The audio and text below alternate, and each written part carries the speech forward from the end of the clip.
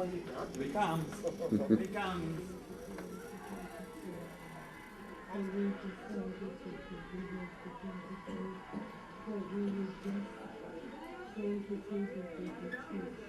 Hi, Dad. Let's take a look at you. Come by for Valentine's Day.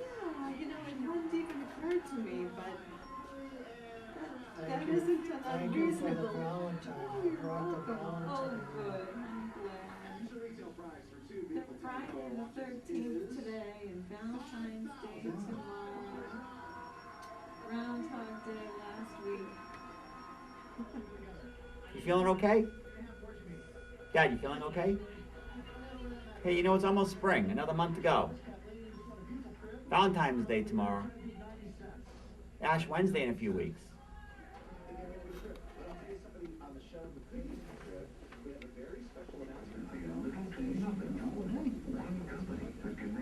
You have your eyes open? Huh? Oh, you got a little bit of life in you? You're always sleeping on me lately. It's the winter, right? You're hibernating?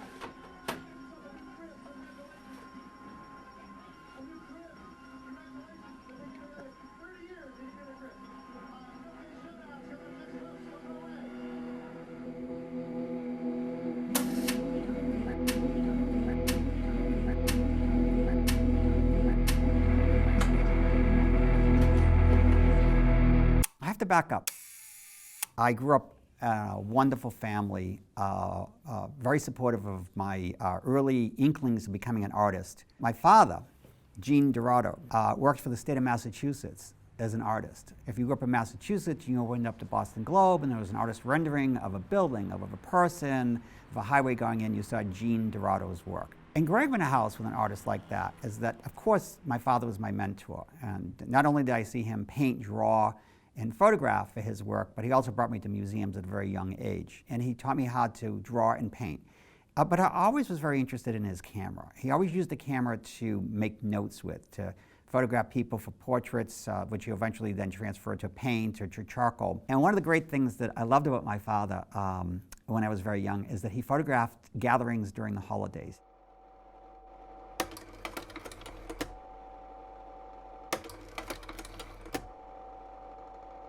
Say cheese. And I really thought that was as good as it gets. And I asked him maybe at around 10 or 11 years old, Dad, can I borrow your camera? And he would say, kid, that's the bottom of the food chain. You don't want to be involved with photography. Pick up the pencil, pick up the brush, even better, become an architect. And finally, I wore him down after a couple of years of pleading with him, begging with him, and he loaned me one of his cameras. And so this particular shot, 1972, Easter, I got permission to photograph the family. Here again, my father and his other siblings. This is actually a photo I made at my grandmother's funeral, their mother's funeral. And the thing is that I photographed all my family all the time, unobstructed, uncensored. And that I knew very early on was an amazing gift to me, an ode to love from the family. Here's a formal portrait of my mother and father in their living room. It was about fashion. The goatee, my mother's bell bottoms that she's wearing, and again, the decor, what you see around them. And also notice that the family is surrounded by family photos. Here's an example of going to the beach. My father loved going to the beach my entire life. It was nothing for him to call in sick on a Monday morning when he found out it was going to be 80 degrees and clear. And in the car we went, and we were at a number of beaches up and down the New England coast. And I'm bringing my big box camera with me, and again, documenting the family.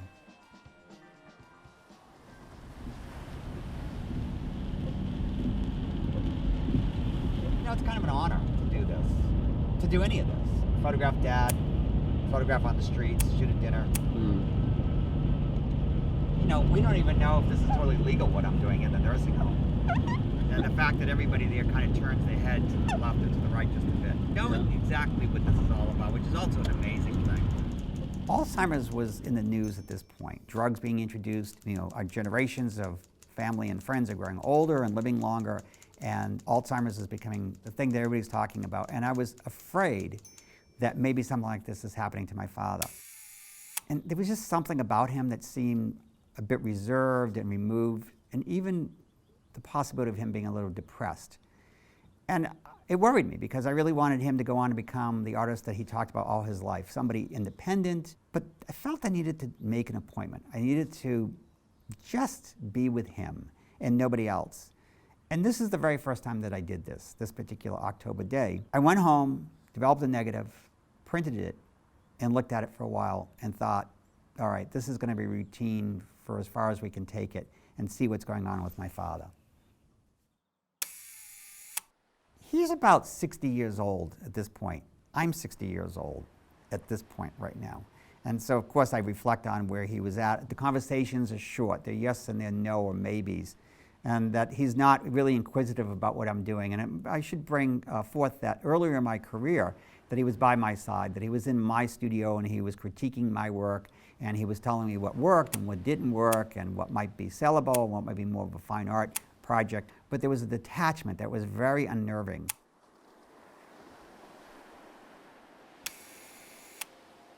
This photo here even changes things for the worse. And I got a call, an emergency call, that Dad had a stroke. And I brought my camera. It's what I do. But a lot of my photos that I include myself, I use a cable release that is connected to a squeeze ball rubber little ball that you squeeze, and the air jets through it, hammering on the shutter release of the camera to have it fire off. And so a lot of the photos that you see with me included in them is that I'm triggering the camera that particular way. So in this shot here, I asked my father to look at the camera, and he's well enough to do this, to understand that looking at the camera is what I want him to do. Before I made this photo, I asked him a simple question to count to 10. And he laughed and he said, absolutely.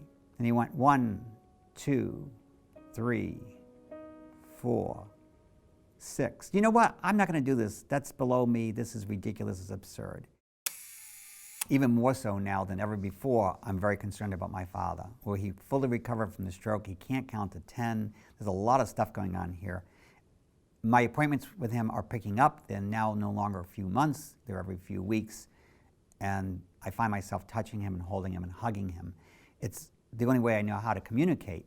And so what you see here is I'm sharing this breakfast table in the kitchen with him and really showing you that we look alike. It really is reference to the hands and how similar my hands are to my father.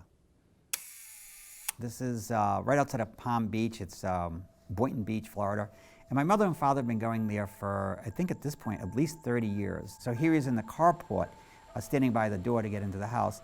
And while we were talking, my mother pulled into the carport with her headlights on. And it illuminated my father in a way that I thought very much like those early great horror films, Frankenstein or Dracula. The light was coming from some unearthly point of view. And it really hit me on an emotional level that he was my father, but he was also a stranger.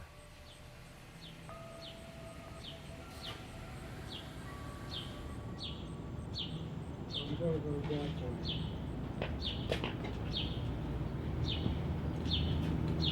Chris, I'm going to actually have you participate. I'm going to have you pick up the sun up in here, like this, so that you hit Mom from there, from that angle. You want me to hold it? Yeah, see how it's just hitting Mom like that? Just hitting her face from the side. Just a little bit. See, it's going to pick up a little more. There. Oh, okay. There it is. There it is. Perfect. All right, 60 it is. Perfect. And, hey Mom, just looking right at the camera. There you go. Stay very still. 1, 2, and good, we're done. That's it. It's like taking x-rays. Isn't it something? Good, that's it. This is 1 year later, also at Boynton Beach in Florida. My father's no longer at the center of the table. My mother's replaced him. She's the matriarch, and my brother and myself in the frame on the right-hand side. What we're doing here is we're acknowledging the camera like it's a friend or a family member walking into the room. Bit of a stretch at this point because he's becoming very distracted. And he's got a mind of about a 3 or 4-year-old. Very close to my brother and sister. I'm the eldest, by the way. We decided that we would rotate our weekends and that we would daddy sit. That we'd go and spend 3 days with him, Friday, Saturday, and Sunday, cook for him, take him out for rides, watch TV with him, play some music. We also isolated him in not the master bedroom, but actually in my bedroom, in the children's bedroom. because at this point he was having accidents. He was waking up 3 in the morning, he was disoriented, he would urinate against the wall. We removed all the rugs, we pushed the furniture back, we gave him just a single bed to sleep in. And so here he is in this room, isolated. And I'm going to point out, on both sides of this frame are photos of mine. And I found that incredibly sad that here he is, isolated against this wall, almost like a prison room. And the family, again, is disappearing, is moving off to the edges. You know, I have plenty of time on my hands to make these photos. There's not a lot of stuff happening fast here. We're talking hours and hours of silence. You know, negotiating food. It was not easy for him to even eat food at this point. A number of times he's motioned to me after I put like a chicken breast in his plate with fork and knife nearby with him to motion that he can't eat it. And it didn't take long for me I had to cut it up for him.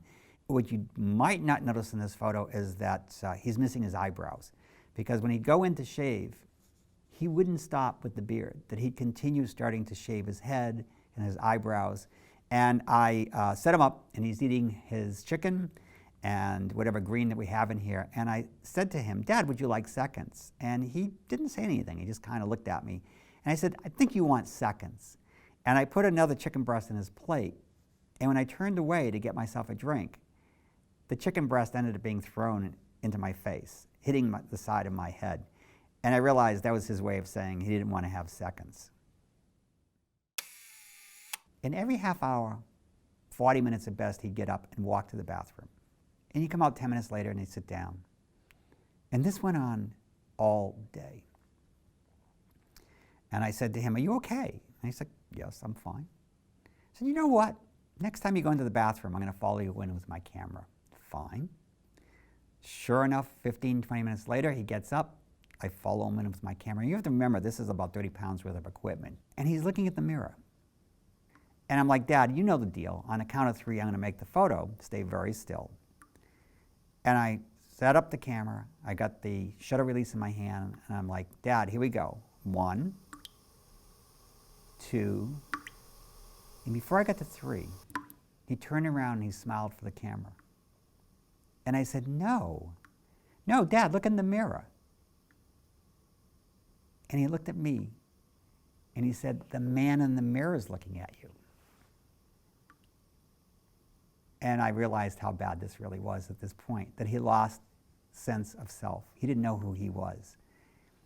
And it was a moment of, am I exploiting my father for my own purposes? Is this going anywhere? Is it going to be in any way helpful for others to see where this is going to go from this point on? And I looked at my father and I said, "Dad, what do we think about the man in the mirror?" And he said to me, "I like that man." And I said to him, "I love that man. And I think we both need to look at that man in the mirror." And I got him to turn around and look at the mirror, and I made this photo.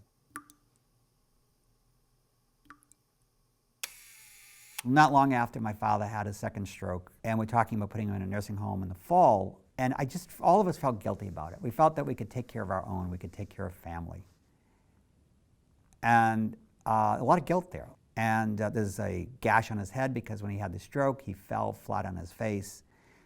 And the next thing I know is that he's being admitted directly from the hospital into a nursing home. So now we're in the nursing home. It's a different environment. It's not family. It's not the house I grew up in. It's an institution. And I walk in the very first day to see my father, and my camera's over my shoulder. And I'm stopped at the front desk. And I was told I can't bring cameras in there. And I always carry around with me in my satchel a few photos of what I do. It's just something I've been doing for 30 years.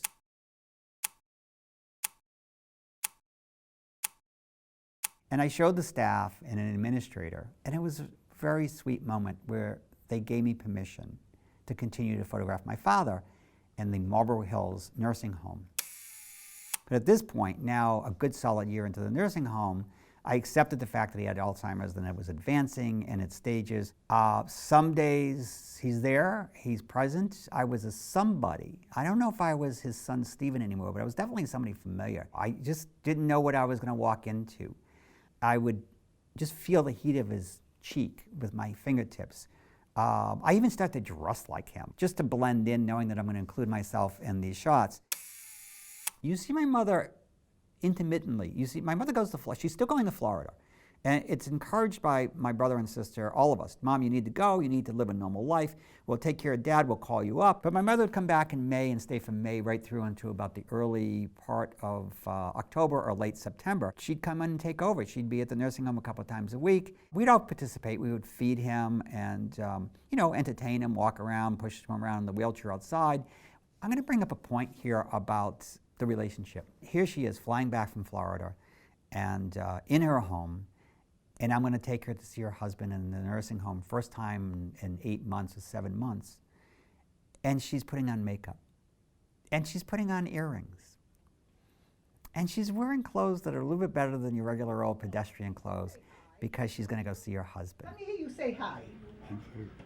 Say hi. What? Yeah. Say hi. That's right. He Yeah, said hi. hi. Yeah. You feeling good? Really, huh? That's it. Yeah. Nothing happened that day. I mean, she walked in, she smiled at him, he smiled back at her. Beautiful. Yeah, very good, Gino. Very good. Hi. Hi, how are you? Very good. That was a first. Replicate that again. I didn't know if he knew that this is the woman that he's been married to for decades, but it was still sweet to see my mother do that. And Mom, you're looking just at Dad. Yeah. And Dad, you gonna respond to Mom? Yeah.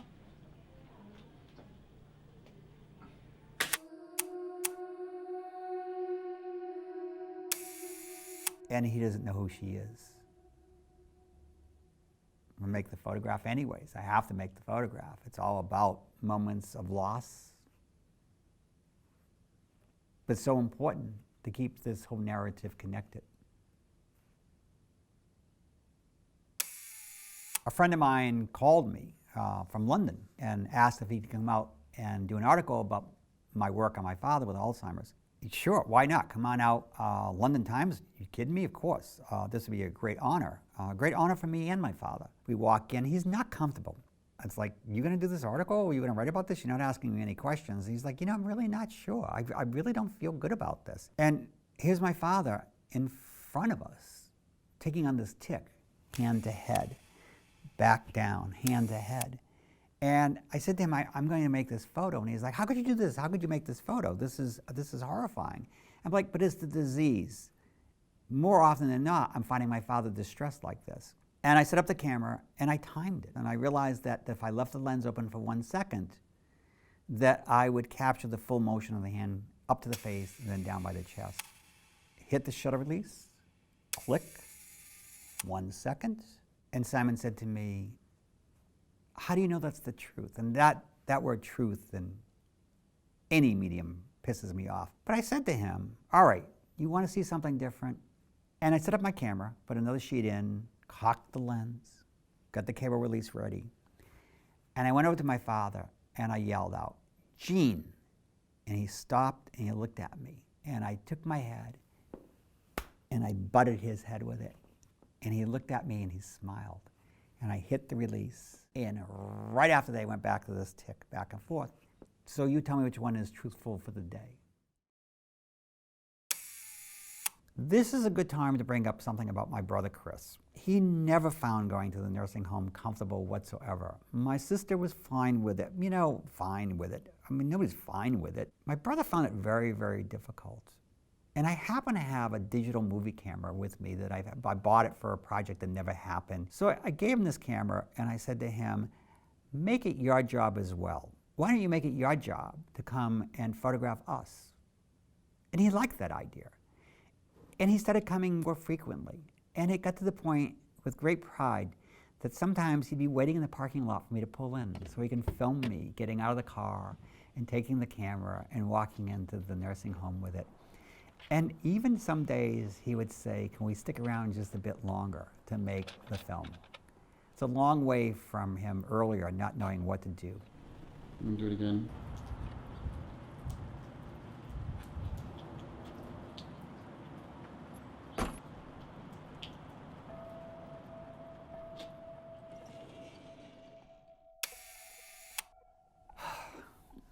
I don't know what to call it, a very bad photo, a very bad moment. Finding my father isolated like this, like a raggedy doll. Sometimes I show it, sometimes I don't show it. I walk in and he's sitting there and there's this beach ball, a globe of the earth in front of him. Oh my God, it's like the last scene in 2001. And we all know in the movie that it ends with death and rebirth, with this fetus, this child looking over the earth. Dad, listen to the music. Can you listen to the music?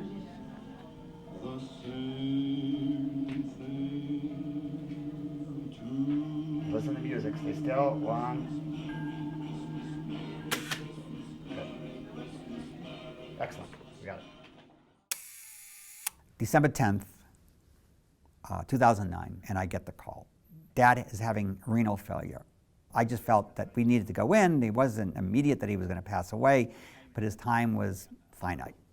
They said maybe a week, 2 weeks. We called my mother. She's in Florida. Mom, you need to come back now. So I meet my sister and my brother, and I bring my wife with me. And my father's, what's the thing? I've never been there late in the evening. I've never been there past 7 or 8 o'clock in the evening. But he's all covered in white sheets and he's in a fetal position. It was very different than I normally shoot. And I was really nervous. I was really, really nervous because I just felt all of those signals and signs, or whatever you want to call them, over the last couple of weeks now are making sense. That it really is the end, or very shortly the end. What's that? I like the blanket. Where do you get that? I'm like, said to the nurse, whose green Nice and blanket is this? soft, 'Cause Jane. it's Jane, not your mine." blanket. It's nice, isn't it? It's fleece. Yeah. My mother's not there, but I wanted her to be there. So I literally just threw a reflection in a shadow, not a reflection, but a shadow of my sister into the frame. And I went to hit the shutter on the camera. I screwed up. I left the lens open. I ruined the sheet of film. Apologized to everybody, took that sheet out, threw it away, put another sheet in the camera, go to hit the shutter, and I screw up. I had the wrong f-stop, meaning things were in focus that they shouldn't have been in focus. The young Focus. lady sent me a present. Yeah, I don't even know. So I changed everything. I went through a trial run, put another flash bulb into the unit that I had to cast light across the room, and I hit the shutter, and this one worked. No, she had Mark bring it over. But it's like, how would she even know about my I went in Friday morning. My mother's en route from Florida, and my father's bad. I asked the nurses what was going on. They said, oh, the renal failure is really accelerated. How long do you give him? We give him a week. And I'm like, yeah, he doesn't need to do this anymore. So I went over to his bed. You're going to go down as one of the great artists, Dad. We did great stuff together.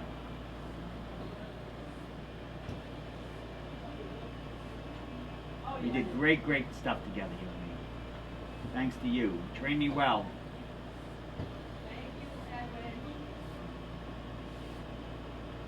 You should be very proud. You did a fantastic job. Great dad and a great teacher. You didn't have to say it in a lot of words, because the words that you said were very powerful and meaningful. Yeah. Damn good. And I said, Dad, you don't need to do this anymore. You're too good of a person. This body has failed you miserably.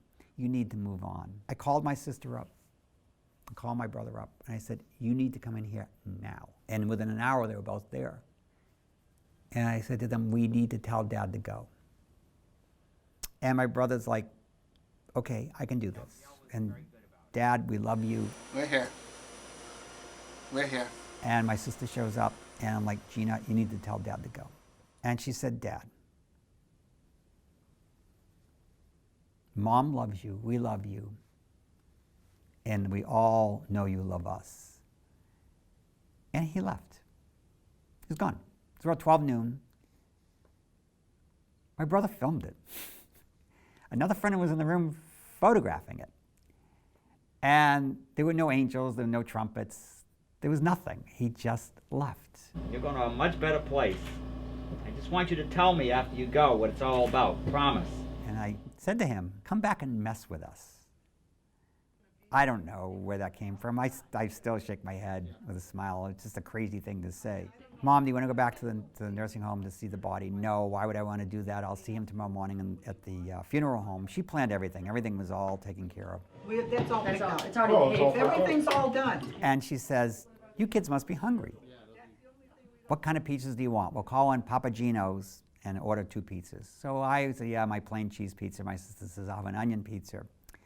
We get to the house. My sister says, oh, I'll go get the pizzas. In the interim, my wife shows up and my brother-in-law. And they say, oh, if we've known you were going to get pizzas, we would have ordered a pepperoni and a sausage pizza. My sister comes back minutes later with 4 pizzas, not 2. Yes, you're right. One was a sausage and the other one was a pepperoni. And she said, they screwed up the order. They just gave me these pizzas. The person didn't come by and they were getting cold. And when she opened them up, and everybody said, these are the pizzas that we were hoping to get if we'd known you were putting the order in. And she looked at me and says, tell Dad to stop it. This is freaking me out.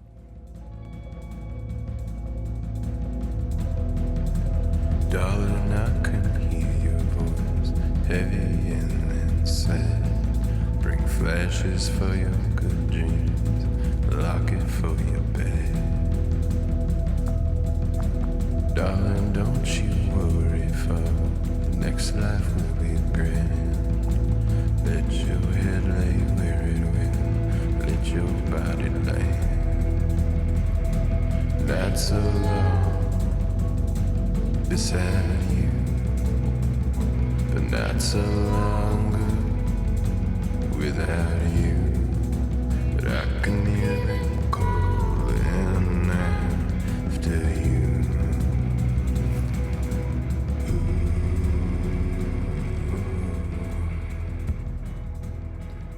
My mother continued to go to Florida year after year.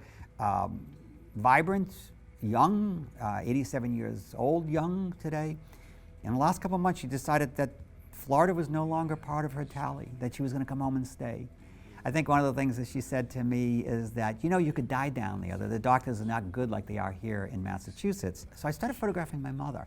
I started going down to see her. It's like, hey, what are you doing Friday afternoon? You're going to be around. Well, I'm volunteering to drive people for chemo, or I'm going to go play mahjong at the local senior center. It's like, well, you're going to be home in the afternoon? Yeah, I'll be around for about 3 hours if you can fit me in. So I've been going down and hanging out with my mother and making photos like what you see here. Life goes on. That's all it is. It's just life goes on. And my mother has a very fortunate later in life. And for the first time in all my life with my mother, she's my rock star. Good. How about that? That might be a better ending. Beside you, not so long